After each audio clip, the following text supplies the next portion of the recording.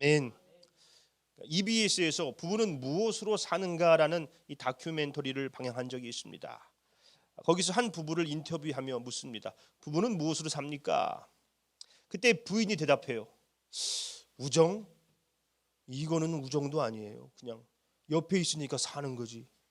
옆에 있으니까 어쩔 수 없이 산다는 겁니다. 없으면 안 산다는 거죠. 또 물어봅니다. 다시 태어나면 남편이랑 결혼하실 겁니까? 설마요. 서울가정법원 신순영 판사는 현재 대한민국에서 이혼하는 가정이 한 40% 된답니다. 물론 뭐 산정 방법에 문제가 있긴 하겠지만은 이혼율이 높다는 것은 분명하지요. 그 중에서 40대가 가장 높답니다.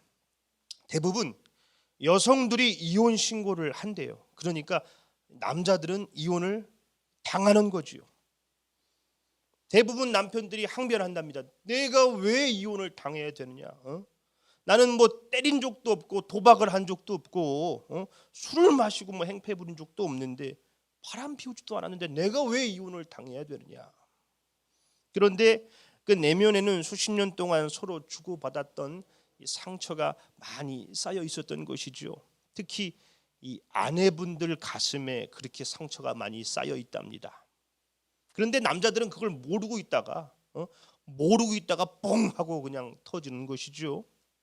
통계청 자료에 의하면 이혼 사유 1위, 이 44%에 해당하는 것이 성격 차이랍니다. 뭐 다 알죠. 이 사람하고는 성격이 안 맞아서 못 살아요. 그런데 전문가들은 의사소통 방식의 문제라고 봐요. 미국 워싱턴 의과대학의 카트만 박사가 이 러브랩이라는 방을 만들어 가지고 주말마다 부부들을 초청했습니다. 그리고 집과 같이 똑같이 생활하게 하는 거예요. 그거를 비디오로 찍었습니다. 1972년부터 32년 동안 3,000쌍을 찍었어요. 그 조사 결과에 의하면은 이혼하는 부부들은 대화의 패턴이 있대요. 비난, 방어, 경멸, 담쌓기 이렇게 4단계랍니다. 첫 번째가 비난이에요. 내가 이거 이렇게 벗어놓지 말랬지 내가. 내가 몇 번을 말해. 당신 내 말 무시하는 거 뭐야 이거. 이게 비난이에요. 비난. 그러면 이제 방어. 뭐 별것도 아닌 거 가지고 난리야 진짜로. 사람이 피곤하면 그럴 수도 있는 것이지. 이게 방어.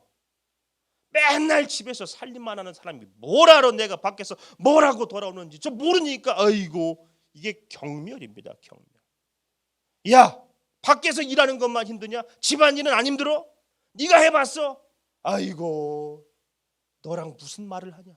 이게 담쌓기. 이 4단계랍니다. 비난, 방어, 경멸, 담쌓기. 카트만 박사에 의하면 이렇게 대화하는 부부의 94%가 다 이혼했대요. 그러니까 소통에 문제가 생기면 뭐 고통이 찾아온다고 하지 않습니까? 최승호 시인의 오징어란 시가 있어요. 그 오징어 부부는 사랑한다고 말하면서 부둥켜 안고 서로 목을 조르는 버릇이 있다. 그러니까 부부가 사랑한다고 말은 하는데 서로 목을 조른답니다. 사랑해도 소통이 안 되면 목을 조를 수가 있어요. 하나님이 사람을 남자와 여자로 지으셨죠. 공동체로 만드셨습니다. 우리는 그래서 관계 속에 살아가죠. 어떻게 관계 맺습니까? 대화를 통해서 맺게 됩니다. 하나님이 세상을 말씀으로 다스리시는 것처럼 우리도 대화로 말로 가족을 세우기도 하고 자녀를 세우고 관계를 세우며 살아가죠. 말씀을 먹고 사는 것처럼 서로의 말을 먹고 산다고 할 수 있습니다. 이 말에도 마중물이 있대요. 마중물이 뭐죠? 이 펌프질을 하기 전에 먼저 한 바가지 붓는 물을 말하죠. 이걸 부어야 이 지하수가 이제 끌려 나오기 시작합니다. 말에도 마중물이 있대요. 그 사람 안에 있는 이야기를 끄집어내는 말. 오늘 본문에 예수님이 그렇지요. 이 사마리아 여인과 예수님의 대화는 예수님의 한마디에서 시작됐습니다. 물을 좀 주시오. 뭐 예수님이 목이 마르셔서 그런 게 아니죠. 그 여인 안에 있었던 진짜 영적인 목마름, 그것을 보고 물을 좀 달라 하신 것입니다. 그러자 그 여인 안에 있던 이야기들이 막 끌려 나오는 거예요. 우리도 상대방에게 말을 건넬 때 그 사람의 정서적, 이 육체적, 이 영적인 상태를 파악하고 말해야 됩니다. 뭐 살찐 사람한테 왜 이렇게 살쪘냐고 물어보면은 많이 먹어서 그래요. 뭐 할 말이 없지 않습니까? 상처만 받는 것이죠. 이 소통 전문가인 김창옥 교수가 남자들에게 그런 질문을 했답니다. 언제 아내가 싫으세요? 언제? 뭐 요리를 못해서 싫다, 뭐 돌을 펑펑 써서 싫다, 그런 건 하나도 없답니다. 말을 기분 나쁘게 한대요, 말을. 그래서 김창옥 교수가 그 아내들을 만난 거예요. 남편분들이 말을 그렇게 기분 나쁘게 한다고 하시던데 무슨 말을 그렇게 하십니까? 그랬더니 그 아내들이 그러더랍니다. 나는 틀린 말은 안 해요. 틀린 말은 한 적이 없다고. 다 맞는 말이라고. 살쪘다는 뭘 뭐 맞는 말이죠. 그런데 막 그냥 그 사람의 정서적, 육체적, 영적인 상태를 파악하지 않고 던지는 말은 마중물이 아니라 장애물이 될 수 있습니다. 많은 사람들이 이 대화를 탁구에 비유합니다.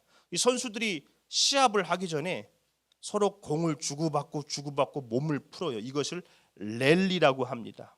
랠리 할 때는 공격을 해서는 안 돼요. 뭐 스매시를 한다거나 드라이브를 걸어서는 안 됩니다. 상대방이 받기 좋게 넘겨줘야 합니다. 대화가 이 랠리와 같다는 것이죠. 그런데 이 시합을 하려고 해서 문제래요. 조금만 공이 뜨면 바로 스매시를 날린다는 거. 네가 그러니까 그러지. 너 왜 맨날 그 모양이냐. 아유 진짜 너랑은 못 산다 진짜. 바로 스매시가 날아가는 거예요. 사실 오늘 본문의 사마리아 여인도 좀 그런 여자였습니다. 예수님께서 그 여인을 보시고 좀 물을 좀 주시오 그러자 그 여인이 그래요.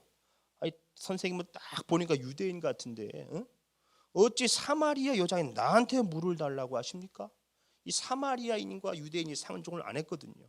그러니까 당신이 뭔데 나한테 물을 달라는 거예요. 뭐 줄라면 주든지 말라면 말든지 당신이 뭔데 나한테 물을 달라고 그래요. 그런데 상대를 잘 만났죠. 상대가 예수님이에요. 예수님은 그 스매시를 부드럽게 받아내십니다. 그것이 10절 말씀이죠. 만약 당신이 하나님의 선물과 또 당신에게 물을 달라고 하는 사람이 누구인 줄 알았다라면 당신이 나에게 물을 달라고 구했을 겁니다. 그러면 생수를 주었을 거예요. 이 영적인 목마름을 해결해 주시기 위해서 하신 말이죠. 그런데 그 여인이 거기다 대고 뭐라고 말합니까? 이거 봐요. 당신이 뭐 두레박이 있어요? 뭐가 있어요? 이 유물이 깊은데 물을 떠다 줘요? 이 유물을 야곱 시대 때부터 쭉 물려준 건데 뭐 당신이 야곱보다 큰 사람입니까? 이 여자도 보통 여자가 아니에요. 말귀를 전혀 지금 못 알아듣고 있죠. 이쯤 됐으면 뭐 대화가 끝날 법도 합니다. 그런데 예수님은 또 받아내시는 거예요. 그것이 13절로 14절 말씀입니다. 이 물을 마시는 자마다 다시 목마를 것입니다. 그러나 내가 주는 물을 마시는 자는 영원히 목마르지 않을 것이고 그 속에서 영생하도록 솟아나는 샘물이 될 것입니다. 그런데 이 여자가 또 걷다 대고 뭐라고 그러는 거예요? 15절 말씀이에요. 참네. 그런 물 있으면 좀 줘봐요.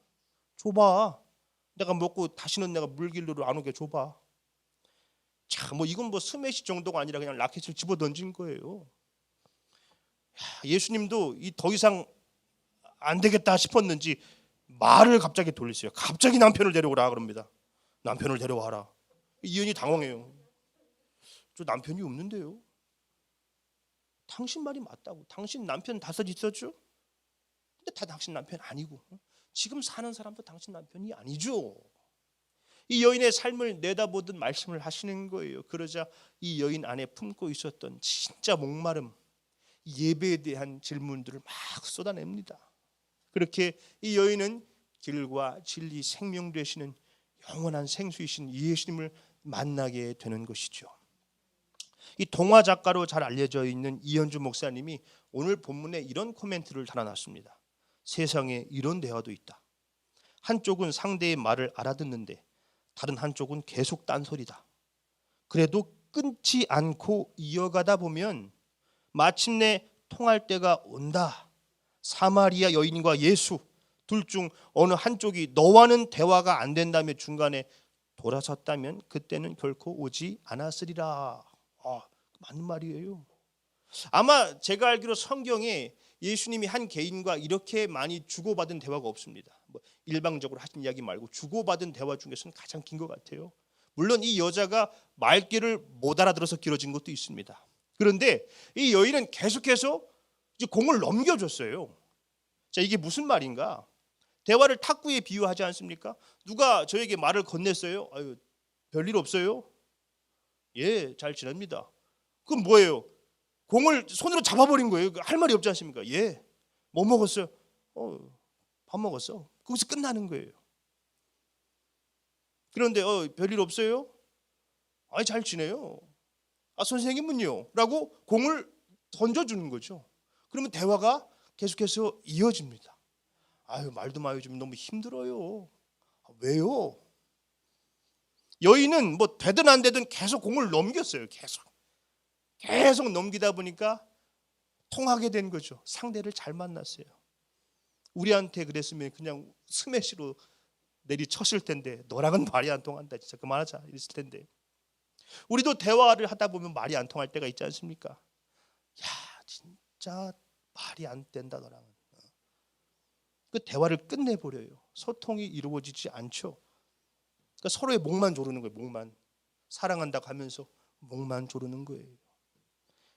그러나 이 싱거운 이야기라고 해도 계속해서 주고받고 하는 게 중요합니다. 그러다 보면 뭐 딴소리를 하는 것 같은데도 어느 순간 이 통해 있더라는 것이죠. 물론 뭐 틈이 보인다고 이걸 한번 냅다 때리고 싶은데 이걸 참아내야 돼요. 그거에 네가 그러고 사니까 그런 거지. 이걸 하고 싶은데 좀 그렇구나 하고 넘어갈 때도 있어야겠죠. 상대방이 받기 좋게 계속해서 살짝 넘겨줘야 합니다. 뭐 먹었냐, 맛이 어땠냐, 뭐 분위기가 어땠냐, 시덥지 않은 이야기 같더라도. 예수님도 사마리아 여인에게 물을 좀 달라고 하시면서 이 물꼬를 트셨잖아요. 그 물이 영적인 물까지 가셨지만 중요한 것은 계속해서 이 소통을 시도해야 된다는 것입니다. 끊지 않고 이어가다 보면 마침내 통하게 된다는 것이죠. 이것이 예수님과 이 사마리아 여인의 대화법이었습니다. 김윤나 소장의 말 그릇이라는 책이 있어요. 사람마다 이 말 그릇이 있답니다. 말 그릇이 좁고 얕은 사람은 이 생각나는 대로 말하는 사람이래요. 이 좁으니까 채워지지 않죠. 그냥 바로바로 쏟아내는 거예요. 그냥 담아낼 공간이 없습니다. 반면 말 그릇이 큰 사람은 이 공간이 충분해가지고 다른 사람들의 말을 드러내죠. 넓기 때문에 뭐 조급해야 할 필요가 없어서 말을 뭐 자르거나 끼어들지도 않습니다. 그런데 작은 사람은 틈이 없어가지고 조급해요. 잠깐만. 그건 네가 몰라서 하는 얘기지. 바로 끼어들고 말을 잘라내는 겁니다. 자신이 하고 싶은 말로만 그릇을 채우고 있는 것이죠. 책에서 김윤아 소장이 그런 말을 해요. 이 말 그릇을 키우기 위해서는 잘 들어야 됩니다. 뭐 너무나 당연한 말을 하더라고요. 근데 그릇이 작아서 못 듣는데 어떻게 해요? 이 솔로몬 왕도 듣는 마음을 구하지 않았습니까? 우리도 구해야 됩니다. 우리가 사실 다 말 그릇들이지요. 예수님께서는 사람이 마음에 가득한 것을 입으로 말한다고 그랬어요. 우리가 다 말을 담고 다니는 그릇들입니다.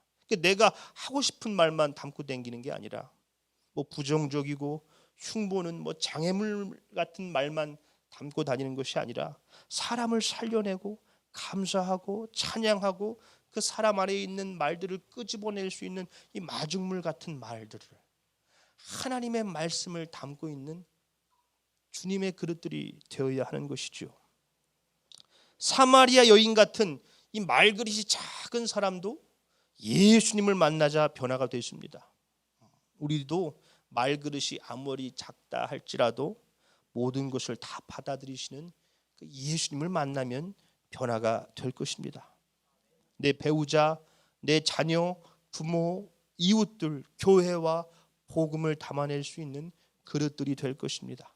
우리 행복한 교회 성도님들 모두가 말 그릇이 크고 넓어져 가지고 많은 영혼들을 담아낼 수 있는, 말씀을 담아낼 수 있는 그런 하나님의 그릇들이 되시기를 예수님의 이름으로 축원합니다. 아멘.